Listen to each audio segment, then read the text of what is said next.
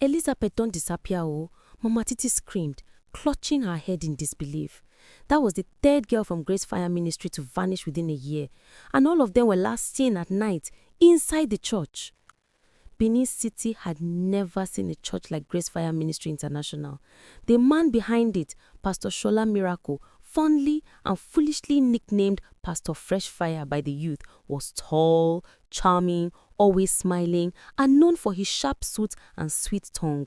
Women adored him, men respected him, and miracles seemed to happen every Sunday. Crutches fell, blind eyes opened, and barren women danced with joy. The whole city called him the man God sent. But only God knew the kind of fire burning behind that altar. 2 years earlier, Shola arrived from Benin from Lagos, claiming he was called to revive the city with holy fire. He rented a small hall near Ubo and started nightly prayers. People came with their pain and they left testifying. His voice was deep and smooth, the kind that could melt a woman's doubt. Soon, he built a new church, glass walls, golden altar, and lights that flashed like a music concert. Each Sunday, cars lined the streets. His fame grew faster than his humility. But one person wasn't convinced. Mama Ruth, an elderly widow known for her prayer life. "This man's eyes are too sweet," she whispered to her friend. "And this kind of miracle, it did too fast." It started with Sandra, the choir leader. One evening after vigil, she stayed back to see Pastor for counseling. The next morning, her parents came shouting at the gate. Sandra never come out. Pastor Freshfire claimed he had prayed with her and that she left afterwards. Police were called, prayers were made, but Sandra was never found. Then Blessing, the usher, vanished 3 months later. And now Elizabeth, the beautiful girl who recently testified about her new job, gone without a trace. Each time a girl disappeared, Pastor would hold a 3-day fasting and prayer program, claiming it was the devil-fighting revival, and the people believed him. One night, Mama Ruth decided to stay behind after service.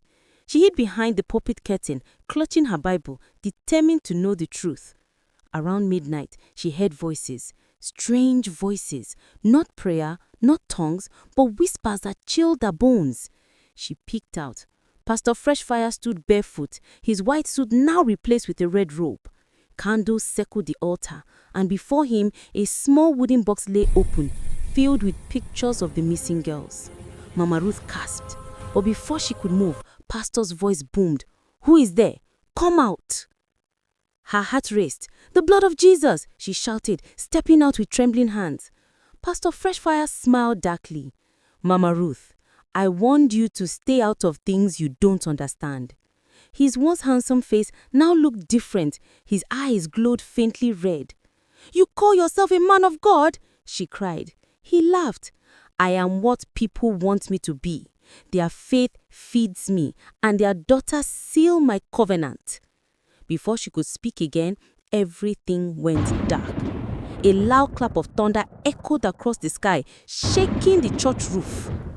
By morning, Mama Ruth was found unconscious near the church gate. The altar was empty, but in her hand, she clutched one of the missing girls' necklaces.